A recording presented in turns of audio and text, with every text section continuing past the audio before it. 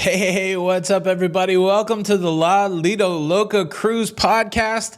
I am your host, Tony, and man, I've got a really special episode for you today.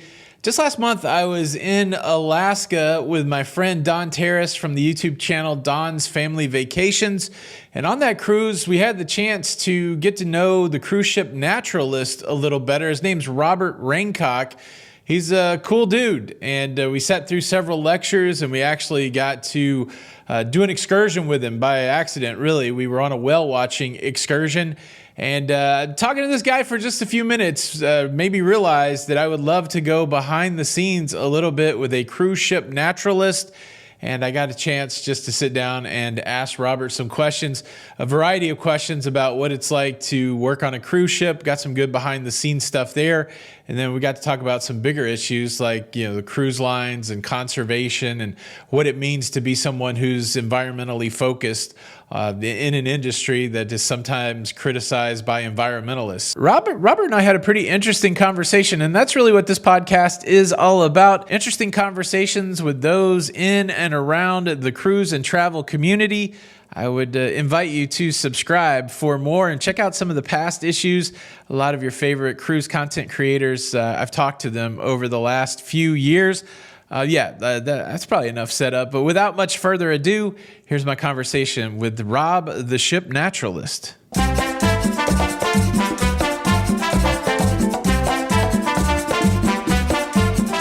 Robert Raincock, the naturalist. You spend most of your year as a naturalist on cruise ships, but I don't really know what your cruising experience is. What's your origin story when it comes to cruising? Are you solely a cruiser because of your naturalist work, or had you cruised prior to that? I've never been a cruiser as a civilian, if you will. I think being in the education field and certainly being a long-term university student before that, I could never dream of affording a cruise. Certainly some of the new sails help, watch those sails, especially Sail Away Day. But no, for me, every single moment I've been on a cruise ship has been as a ship's naturalist, which is a treat. Obviously, you have a passion for what you do, and like you said, you're a teacher and an educator and a lover of all things nature. How did you realize that you could manifest that into some sort of work on a cruise ship? How does that become real in your mind? I'd like to tell you that it was this wonderful, carefully planned path where I calculated my journey and I, shot and I rolled a 20 on the dice. But no, it was a little bit of blind luck combined with seeing an opportunity and pushing myself. So this starts all back in the year 2007 in the before times. I was working for the county of Red Deer in Red Deer, Alberta, Canada, as a survey assistant. So that's code for somebody in a mud puddle holding up a reflector stick and creating property lines. And through the Interp Canada job boards came this posting for looking for a temporary fill-in naturalist. And so I applied. On the Tuesday, got word back on the Thursday, had the discussion with the then Mrs. on the Friday. She wasn't impressed at all. And on the Saturday was flying up to Alaska, taking pictures out the window for my geology show that I'd be giving it was on the Volendam, so it was a smaller theater, but let's call it 800 people in a theater, completely by the seat of my pants. I had a background in science and specializing in geology, which got me the job, but had no idea what cruise ships were, the culture behind it. This is so long ago, it was before cruise ducks, so it was truly the dark ages. Yeah, so the Volendam, Holland America line, right? So that was that was your first cruise line, and of course I met you on a Princess cruise. Now, being a teacher, did you find it hard to transition into speaking in front of a theater full of cruisers, or do you find the experience to be similar, dissimilar? What's that like from a standing in front of a crowd perspective? Well, I did it the opposite way. I was a cruise ship speaker before I was a teacher.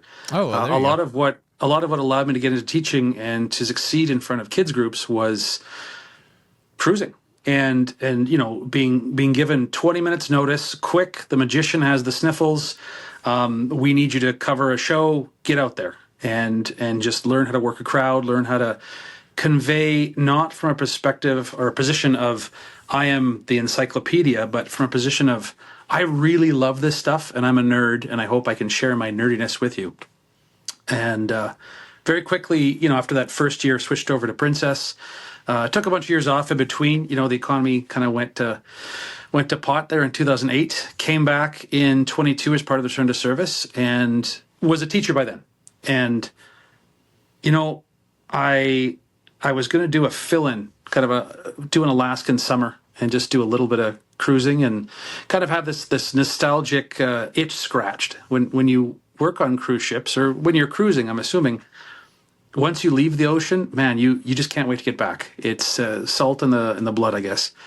And so for me, what was going to be, an Alaska season on the Royal Princess turned into a little bit of Hawaii, and then a little bit of going to Australia, and then, twist my arm, I'll be part of the Antarctic team. Sure. Okay. And then I became a full-time naturalist, and I'm, as it stands right now, Princess's only full-time naturalist.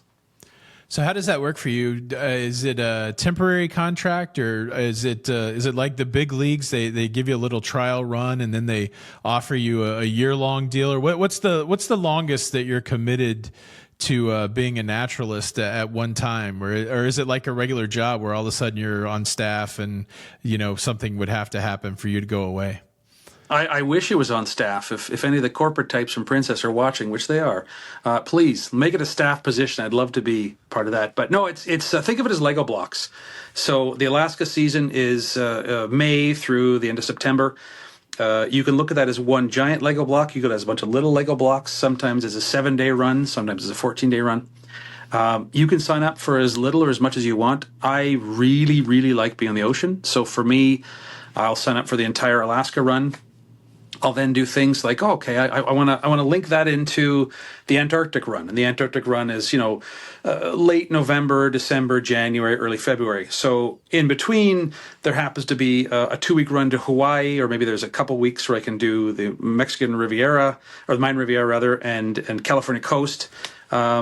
You have set contracts, and then you can have what's called transship, where the company will move you from one ship to the next, and you travel. And a lot of the guest entertainers do this, whether it's your magicians or your comedians, and you just go from ship to ship to ship. I'm not a huge fan of packing my socks and underwear twice a week, so I try to make my on-ship contracts as long as possible, and it lets me get to know the cruise directors, the captains, the staff, my sort of fellow shippies, if you will, and get to know kind of the lay of the land and the routes. So, yeah. Oh, nice. It's a wild life. So, how are you classified? Are you classified as a crew member? Are you classified as a guest entertainer? How does that impact your ability to get on and off at cruise ports? Or is there any kind of weirdness or interesting things that go along with that aspect of the job? There are some, maybe calling them shenanigans is being a bit hyperbolic, but there definitely is a bit of a juggling act. So I'm not an officer, so I don't have bars on my shoulder, although I do have bridge access. A lot of times I'm up on the bridge giving narrations, and I work with the captains and the qualified officers and that kind of stuff. At the same time, I'm not subject to, say, in-port manning. One of the worst parts about working on cruise ships is you pull into a beautiful port. Say you pull into Honolulu. And wow, it's a beautiful day. Well, a certain number of you have to stay on ship to man the emergency response, the firefighting, depending on what your training is. I don't have any of that. I'm not what I would consider crew. I'm not what I would consider a passenger. I'm this weird middle ground of guest entertainer. And on the chain of being that is the guest entertainers, I'm at the bottom, I guess you'd call it. I'm not treated as fancy as the magicians and the comedians. Although some people think that I'm funnier than some of the comedians, but that's neither here nor there. I'm allowed to go off on every port. There are some days where, if I'm late to my show, our cruise director happy to have me get off, even if we're on a sea day, and kind of punt me off the ship. But no, it's great. It's learning this adaptable dance of entertainment where, yes, I have set shows. Say for the Alaska run, I've got about 20, 25 different shows and different topics that change as the season goes on. We're about to get into some serious salmon and bear time of the year. I'm going to be slowly winding down some of the work that I'm doing on spring flowers and emergence and sort of returning back to life.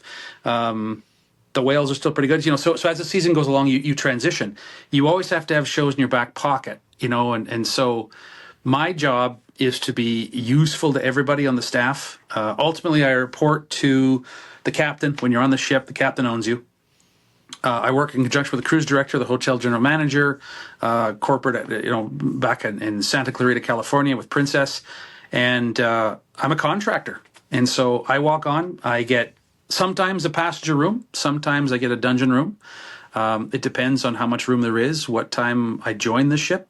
I've spent the first half of the Alaska season in a guest entertainer room, but I would have had to have moved from room to room to room to room every week, which, again, see previous don't like to fold my socks and underwear every week comment. So I switched. I was able to work out and get a different kind of room, kind of no windows, inside cabin. You're staring at the wall. But it was a bit of stability, and I traded up portholes for stability, which don't know if I'd do that ever again, but it was an experiment. So you're committed to that inside cabin for your contract now? Is that, or for your contract until you get off?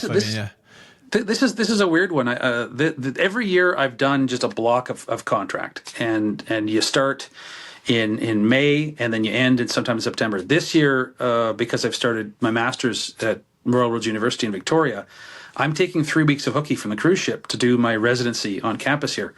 So for the first time ever, I have 2 contracts for Alaska in the summer, which is kind of a neat way to do it. But the program I'm taking is environmental education and communication. So I think Princess appreciated that, one of their staff naturalists is learning cutting edge techniques of what ecotourism and edutainment will be in the future on his own dime. So when you pay for your own training, they're quite happy to let you have some time off to go do that and come back with renewed techniques and renewed vigor. Well, congratulations on continuing the education. Thanks.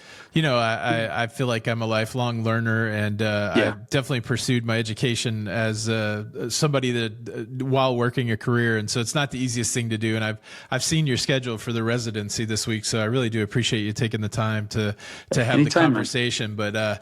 But so wishing you the best on that. And I was surprised when I was talking to you and you said you were off the ship. But I think the scientific term for missing the ship is cruise blues. Yes. I may have coined that, but I think that's what it is. I don't know. I don't know if that's scientific or not. I think I can buy that shirt in your merch store. I think that's right. The cruise blues. Fighting the way I fight the cruise blues is I just go to Golden Corral about 4:00 every day and watch people graze at the buffet. But it's an interesting. I appreciate a lecture on a cruise ship, and it could be because I'm an old guy or whatever. But when we were on that cruise a few weeks ago in Alaska, the theater was filled with people of all ages. And, I think, by the end of the cruise, you were definitely a celebrity to many of those people that filled those seats. What's it like to be a known entity on a cruise ship, and how do you deal with that? It's weird. So the arc of my experience on the cruise ship is the first day I walk around, I don't usually have my name tag on. I'll wear some sort of a fashion forward thing like this Hawaiian shirt I have on now, and I'm invisible. And so I'm talking to people, interacting with them, where are you from? How was your trip here? People are actually a little bit cold to me. Especially folks that are new to cruising. They're nervous. The flight may have not gone well. They just want to get to their room. They want to start, having entertainment, something to drink, and something to eat. And I sympathize with that. After that first show where I come out and I become the nature nerd, then the conversations start. There's this social permission for them to say, so these whales you keep talking about, where are they? Are they outside the ship, or which side are they on? I'm not somebody who enjoys fame, I guess. I'm not that kind of guy. I think the best part of what I can do is that I can do my own shows however I want, and I can dress however I want. And I started out, with Princess, dressing like I did with Holland America. So a suit and a tie, very formal. And I noticed that people would come up to me and say, doctor and professor and all this, sort of with reverent bows. And no. So I started to incorporate goofy wildlife ties. And the penultimate of that enterprise of stepping down off the ivory tower, which I've never deserved and I never want to be part of, is embracing the Hawaiian shirts. And so, to me, I want to be somebody. Yeah, I've got an educational background that allows me to speak to some of these biological, ecological, astronomical principles. I can certainly do research in a pinch, but I want to be there allowing people or facilitating people to be excited about this stuff. I mean, for some people, this cruise that they're on may be their only time ever in their life going through the Panama Canal, or they may be the first people in their entire gene pool who've ever been to Antarctica. And this day, of whatever day it would be, is the one sunny day they're going to have. And so I don't want them thinking about, oh, can I get his autograph or can I buy his book? No, I want them thinking, maybe if I go up to him and ask him a question, we can have a conversation. Maybe he'll give me one of the ducks that's in his pocket or something, so I want to be in it with the people. And not everybody's into that. I mean, I think there are some people that want to have a Neil deGrasse Tyson or a Adam Savage or somebody who can speak from a position of their laurels or the fame. But I'm just the ship naturalist. This is what I am. Well, I tell you, it was pure happenstance that we ended up on a whale watching excursion together, and then another moment of just spontaneity where you got very excited about watching whales, and I just was randomly filming, and I caught that. I wasn't trying to catch that, but I tell you what, I really appreciated it because to your point, sometimes people can rest on their laurels and be like, oh, I love the environment, blah blah blah, and then you never really see it where the rubber meets the road. But it was really cool to be out there on that whale watching and really see your excitement, and I really did appreciate that. I tell you what, I was one of those people that before I went to Alaska for the first time, people be like, hey man, you gonna go to Alaska? And I'm like, I think it's gonna be boring. I don't really care. I'm not an outside kind of person. Nature's not my friend. I'm a cave dwelling nerd from 30 years or whatever. And I went to Alaska for the first time, and it really kind of blew my mind. Just the kind of the fjord type sailing. I love being on a ship, the same as you. I love being on the ocean, and that is definitely a connection to nature. But it was really the ship's naturalist. I love to go to a lecture. I love to learn anything. And I tell you what, the naturalist was so passionate about what was going on in Alaska with the wildlife and the environment there, the ecology there. It really turned me on. I really got into it. So I think a ton of value, and I really appreciated your presentations, and because they were just fun. Sometimes you go to these things and like I remember going to a lecture by somebody on Atlantis, and I was like, man, this is rough, man. You're gonna have to give me something. We're talking about something that's probably not real anyways, and you're just But I do appreciate that. What do you think? Do you think? I don't know how many first-time cruisers were on the cruise that we were on, but what do you see in your lectures? Do you feel like it's a good mix of first-time cruisers, or do you have a lot of seasoned cruisers like, yeah, it's another naturalist, tell us something new, Robert, that kind of thing? So this cruise season, so the 2025 summer for Alaska has been unprecedented. We have now. I'm not Princess, although I contract with them. So when I say we have, I mean that. Just because I love the Royal Princess and I feel like it's my home ship. 85% was about what we had for first-time cruisers. Wow. And not every one of them is, new on a ship, but there's a lot of people that was their first time ever letting go of land. And because of that, I've had to modify my shows. I've had to not take for granted things like this way's port, this way's starboard, forward and aft. Being very patient with people. One of the jokes that I have early on in my whale show is, the most common question I get, which is true, is what side of the ship are the whales on? And, coming from my teaching background, I make a pedagogical choice not to do that funny, snappy answer of, well, what side of the ship are the whales on? Well, the outside. Because when you do that sort of stuff, you're not shepherding people into a place of curiosity and creativity and wonder. You're giving them the impression that they're not worth your time, and I don't want to do that. I I look at a place like Alaska or Antarctica or Hawaii or any of these places that I'm fortunate enough to go to as a type of, I don't know, nature Disneyland. A kind of nirvana or a kind of place that all I need to do is convince people to slow down just a little bit, and then give them just enough information to wet their beak, and then get out of their way, and let them go and experience. And to me, the best arc is they'll come to my show, they catch a duck in the audience, and they hear some of the things that I talk about. I'm very much turning into a storyteller. One of the naturalists for Princess, Michael Modulewski, great guy. He's probably one of the most colorful naturalists I've ever met in my life. He is a great storyteller, great orator. And, it's one thing to say Flame is a whale and this year her baby is little Match. But then if you tell the story about, well, I was out there on a little boat with Don and Tony, who just happened to be there, and I saw them, and I remember the moment you turned and caught me in full on geek mode. Like I was squealing like I was 12. Which is good. I think in secular science and in education, we forget that there are lifelong learners. That isn't just lip service. That there is a way to, even with familiar material and familiar experiences, to seek out joy, and to find a type of peace in that. So yes, circling back, I think this year I've had to really change the mode in which I communicate. It's not making the material simpler. I'm not dumbing it down. I wouldn't do that. That's too insulting to the audience. But what I've had to do is I've had to take it in steps. Okay, so the first show that I do is a little bit of introduction to Alaska. I show some pictures of bears and salmon and maybe an eagle. I let people know there's going to be a series of talks, and that the Princess Theater is at one end and the Chow Hall's at the other end, and little things like that. And then so that's like day one, and then day two builds from there, and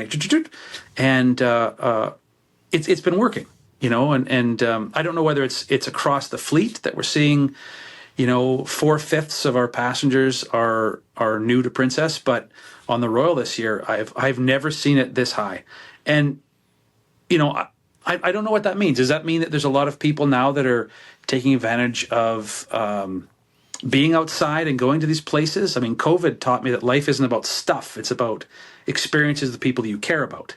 I don't remember buying the bread maker over COVID. I remember spending time with my mom and my nieces and my nephews and my brothers and discovering disc golf and that kind of stuff. So it's been good. I think travel should be, if done in a sustainable and positive way, a very democratic process. I think everybody should travel.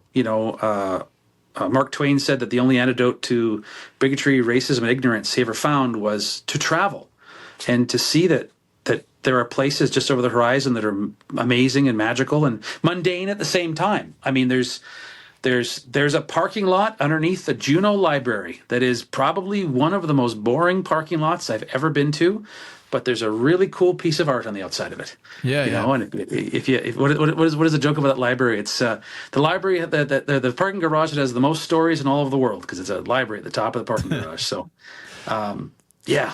A lot of good stuff there, and I will just attest. When you brought up which side of the ship is the whales on, or are the whales on, I appreciate the fact that you gave an answer to that, because I think my idea was that, they're just everywhere because they're out in the water. Yeah.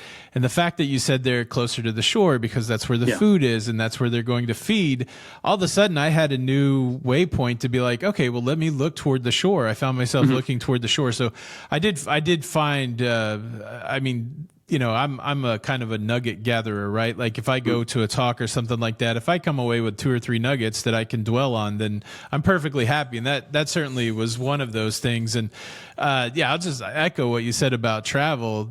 That's so true, because just, I never left the continent until I was in my late 40s. I did travel around a lot, and I've always tried to, meet new and interesting people.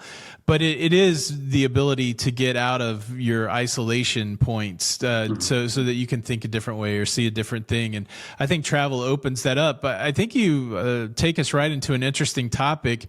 Sometimes cruise ships and cruise travel are looked at as not good for environments and ecosystems. And how do you, as a naturalist on a cruise ship that certainly faces those challenges, the cruise lines face those challenges, what do you say to the environmentalist naysayer that says, look, cruising's not good for the environment, and how dare you be on a ship that's going into these places? I mean, I was one of them. I remember I was working one summer for the BC Conservation Corps and BC Parks at a place called Miracle Beach, kind of between Vancouver Island and the mainland.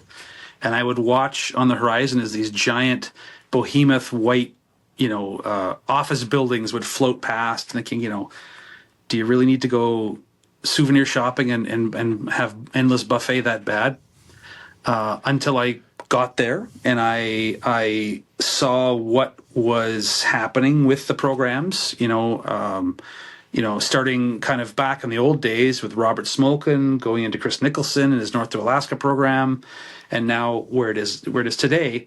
I think it's a balance. So I'm very aware that I'm sitting up on top of I don't know what a cruise ship weighs, 100 bazillion pound, usually diesel or liquefied methane vessel that's going up and down the coast over and over again. And I have at any given moment in my audience 1,000 people. But it's not just 1,000 people.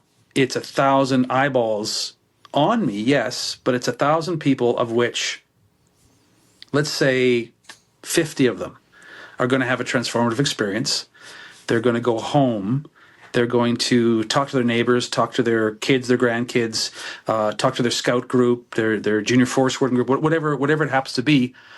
This is a transmission of a type of culture, whether that culture is being whatever they think a naturalist is. I've certainly got the Darwin beard going, but I think the trade-off is I have an ability to speak to a lot of people. It is in the sense that you have YouTube and you have this platform to speak to hundreds of thousands, if not millions of people. There's a lot of eyeballs on you. There's a lot of eyeballs on me. And I hope that I can convey both information, but also culture and a little bit of emotion. I want people to reward themselves when they get home after one of these cruises by not stopping looking outside.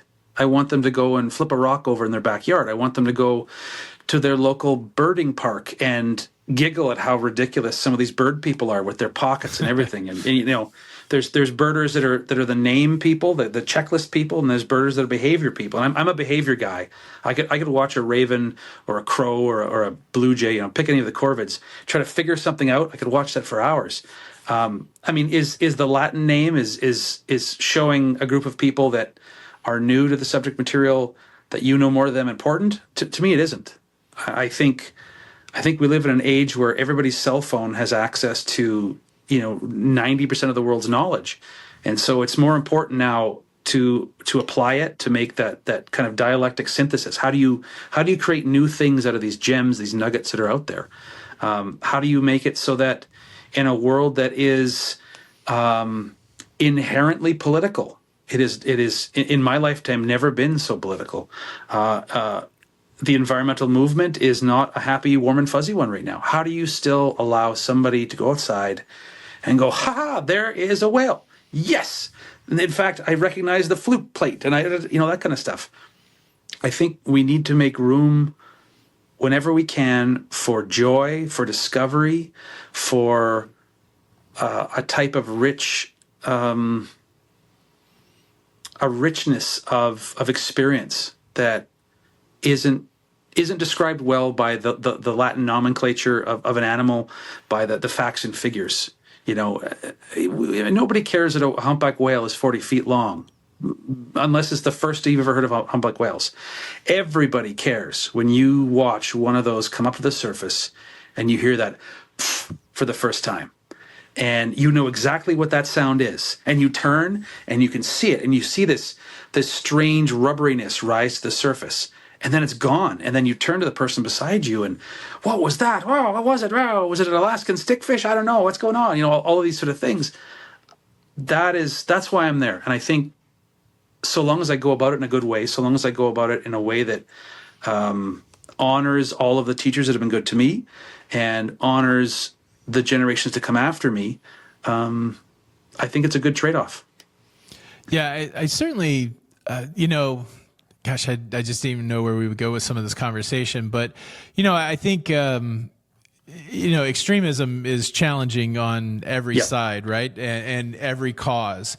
And I think for me, I wouldn't consider myself to be a huge environmentalist, but I am certainly more sympathetic to the cause when it's presented to me in a way of connecting to something wonderful, the breaching of a whale or the seeing a waterfall in a fjord or something like that. I definitely connect to that better than somebody beating me with a stick. You know what I mean? Yeah. And so I think it's an interesting point there. And then you touched a little bit on this idea of in our pockets we have access to more knowledge than we could ever consume.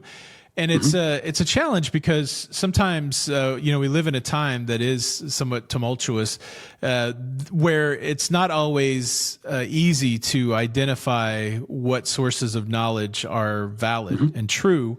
And so when you bring those kind of technologies onto a cruise ship and then out into nature for a whale watch or something like that, I do appreciate the fact that in your talk you said here, if you get just a piece of a picture of a whale, opposed to a National Geographic image, then that really is the win.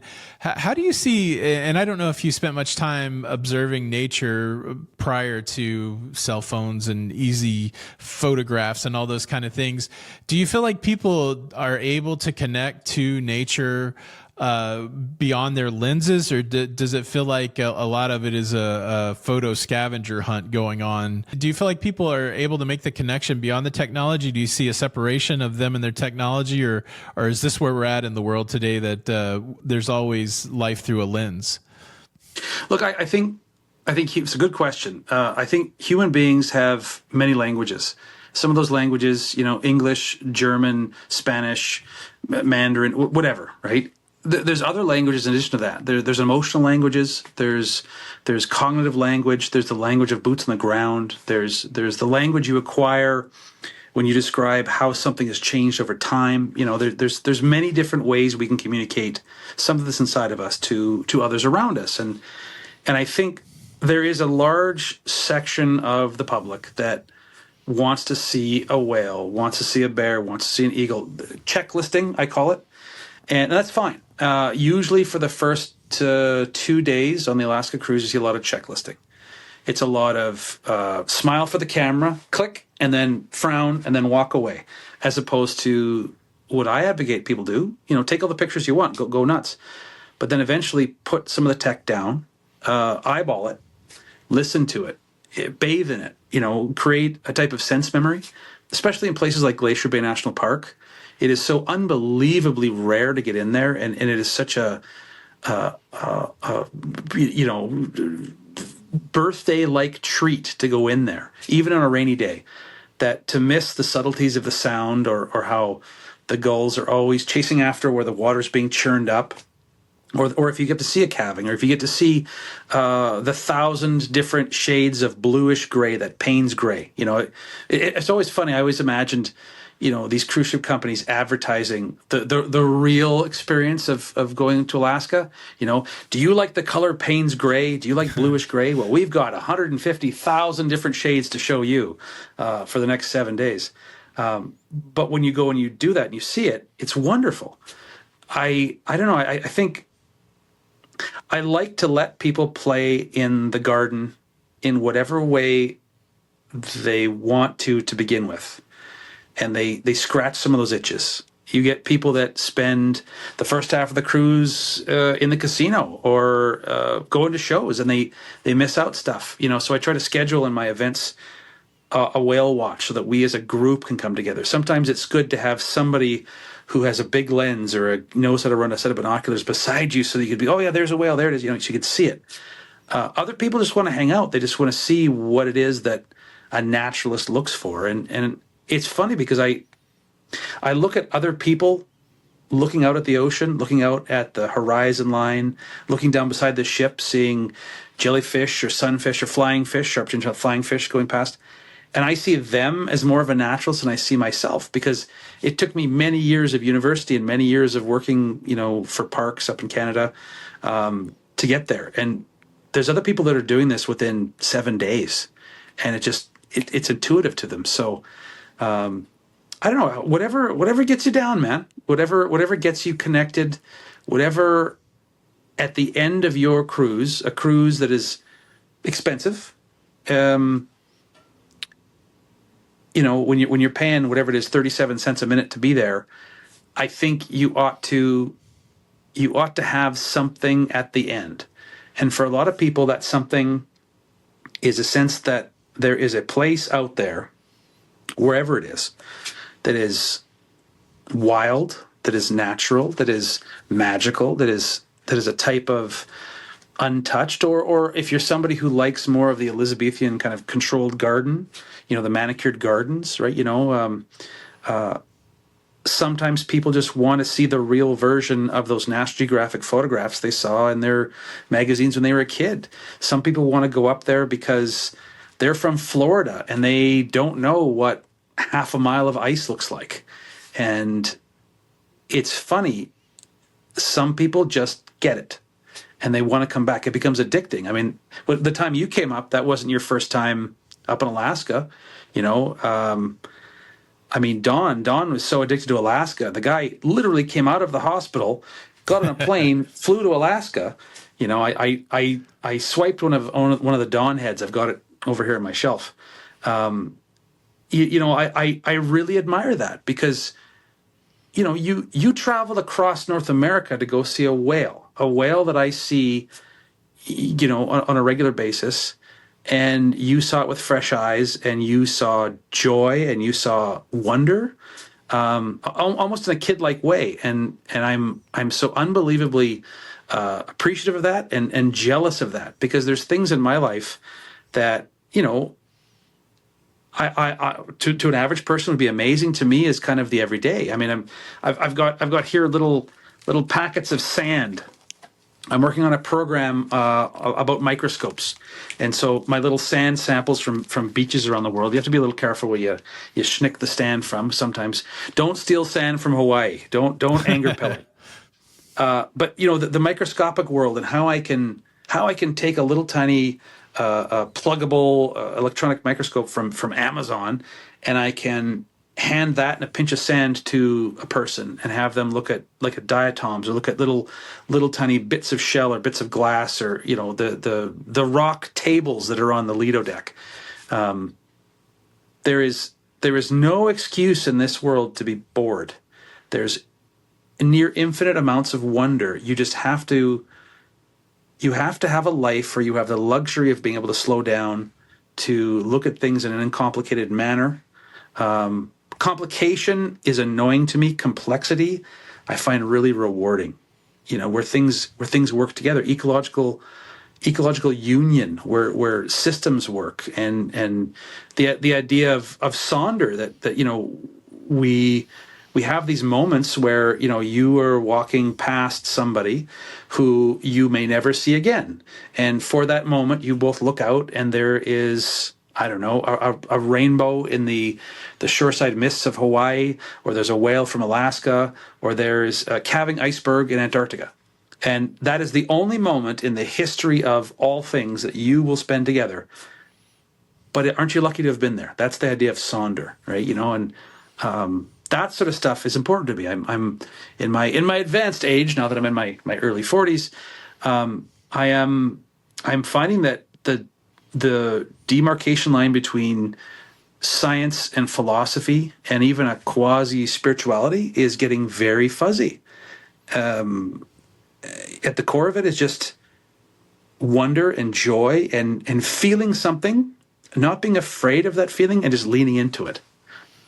Yeah, I think that's so true. The older you get, those lines do get blurred. I think regardless of whatever path you're walking in life, because it's why we have to wear glasses. Everything's blurry. Yeah, you realize that as you've put more and more miles on your life, that things that maybe used to seem important are not as important, and things that stress you out maybe don't stress you out anymore, and even you start to resist some of the fears that the world tries to put on you. And I think you are correct that in the absence of some fear and the ability to slow down, you actually maybe do connect to the things that are really wonderful.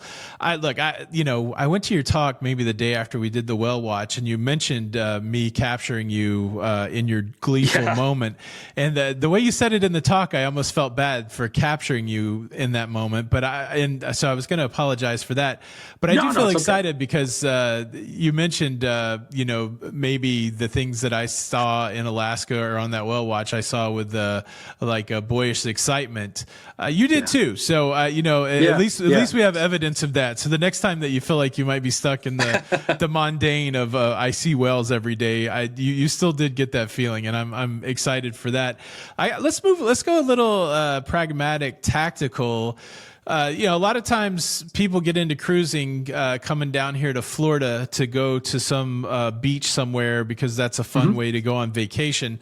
And then every once in a while, people will get hooked and say, well, where else can I go in the world? And then people even say, well, yeah, maybe I'm even a little more interested in what's going on in the natural world. What would be your progression from somebody that's only gone to, say, a perfect day at Coco Cay, a private island experience from a theme park experience from a cruise company? If somebody really wanted to start to branch out and explore things of nature, or be thinking of wildlife and stuff like that, what do you think a good path is for people to branch out? Well, if you're going to do it with cruise ships, number one, find out if you get seasick. There is a section of us that are unfortunately quite seasick. It's an inner ear problem.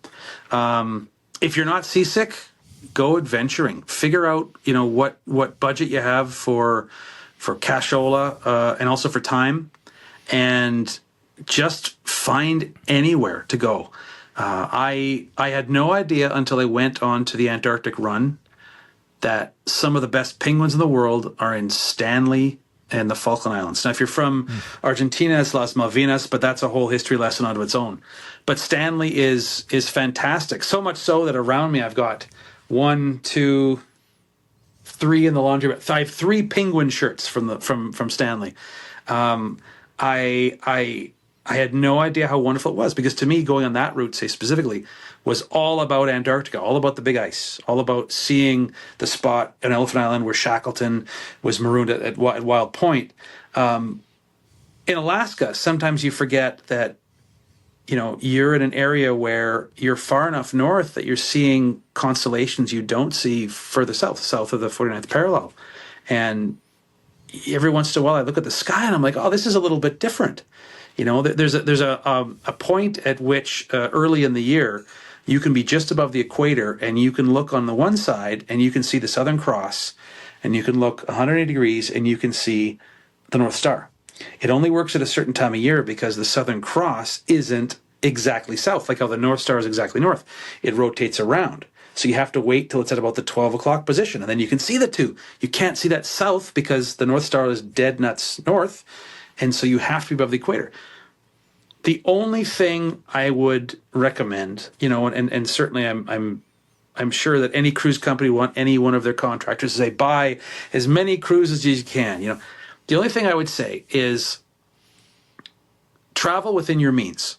Okay, so if you know that going on a cruise for 14 days is something you can do, either financially or just energy. I mean, that's a lot of cruising. That's 14 days of crazy nonstop entertainment and adventuring and walking. I mean, you with your knees and stuff. I mean, you were doing great. I was blown away at how much you were walking on those knees. And Tony on his lung, or Tony, Don on his lungs.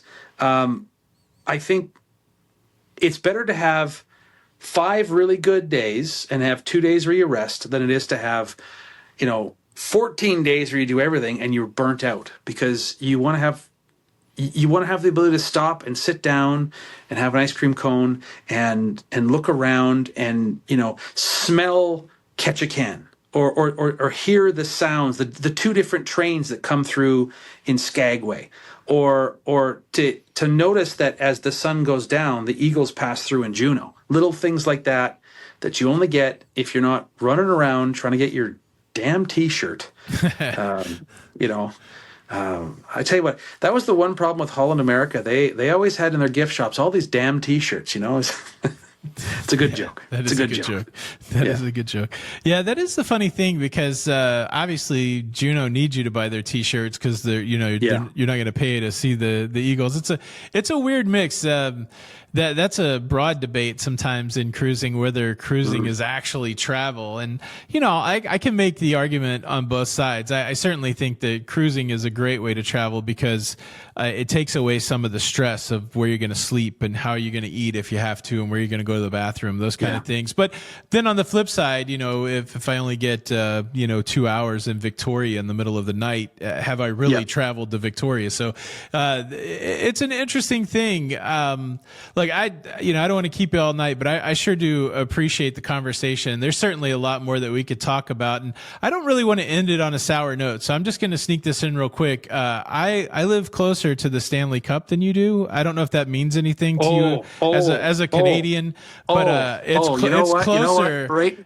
Let's see here. Do you see this jersey right here? Yeah.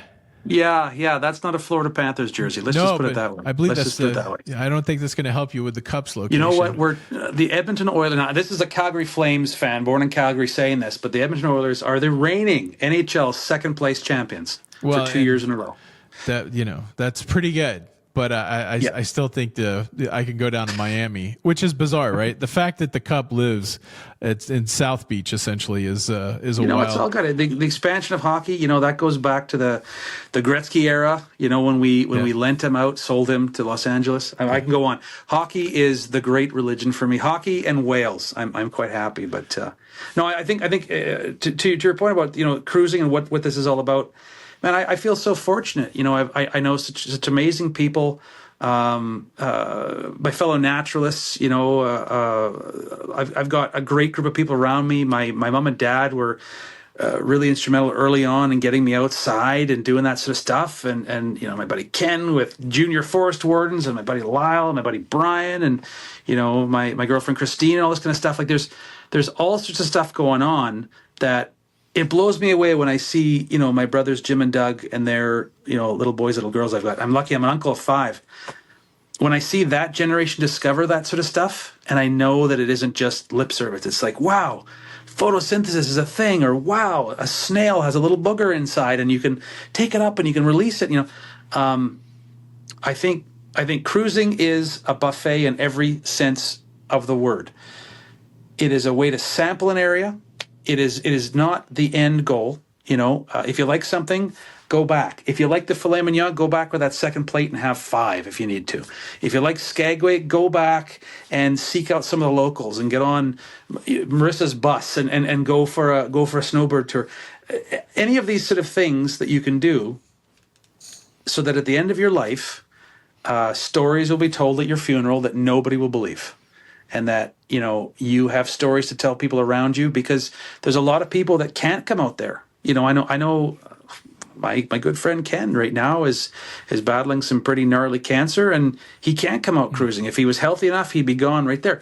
My mom, we got her through almost stage 3 breast cancer, got her through COVID, and she was on her way to join me on the Royal Princess and had a stroke. And the best part of that, which was the worst story of my life, was that we had a chance, the brothers and nieces and nephews to say goodbye and spend some quality time with her, and she passed in her sleep, but she was going to go on an adventure. And so for me, when I'm up there on the stage, or when I'm walking down the hallway in my Shackleton Shuffle shirt or whatever, I think about all of the people that have been good to me. I think about all the people that can't be there. And if a person needs to take 5 minutes to learn how to use their cell phone and flip through to get that one photo from 1978 that's stuck on their Facebook, maybe, it's okay, because in the end, there's very little that's more important to me than connecting somebody and connecting them with the environment and just going out there. Well, well said. And I say it with all sincerity. I appreciate getting to be in your presentations just to listen to you speak. And I feel like the work that you're doing really is helping people connect to something that people need to connect to. So I applaud you for that. And I know that not only do you, have, content on cruise ships that you do in the theater, but you also create content here on YouTube. If people want to connect with you more, what's the best way for folks to do that? Yeah, so on YouTube, I'm The Ship Naturalist. On Instagram, I am The Ship Naturalist. You'll never guess what my name tag says. It says Robert, actually. Yeah. I've got one back here. It doesn't say The Ship Naturalist, but, you know what? Social media is a great way to connect. Reach out. If you need to, reach out to me on Facebook with a name like Rob Raincock. I'm kind of the only one. I'd love to have you tell me a story, show me a photo, tell me where you're going and where you've been. And if I have time, because I only have 24 hours in a day and a third of that I sleep, I'll respond back, and it'll be good to see what's going on. And who knows, maybe I'll find a spot that I've never been to that I can add to my little checklist of things to go and do. A friend of mine, Amber, did that to me just the other day. Awesome.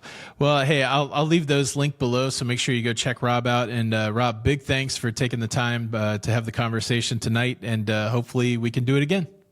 Rock on. Cheers. There you go. A good conversation, a conversation that probably needs to be continued. I really appreciate getting to know Robert. Very insightful and very thoughtful person. And I'm glad that he gave us a little peek behind the scenes. You can get more of this. We exist in both audio and video formats. If you're listening to us today as a podcast, make sure that you follow us on your favorite podcasting platform. And if you're watching the video today, make sure you watch us over on the Cruise Talk Network on YouTube. I'll leave links for all of that below, along with links to connect with Robert. Thanks again for your time and for listening today.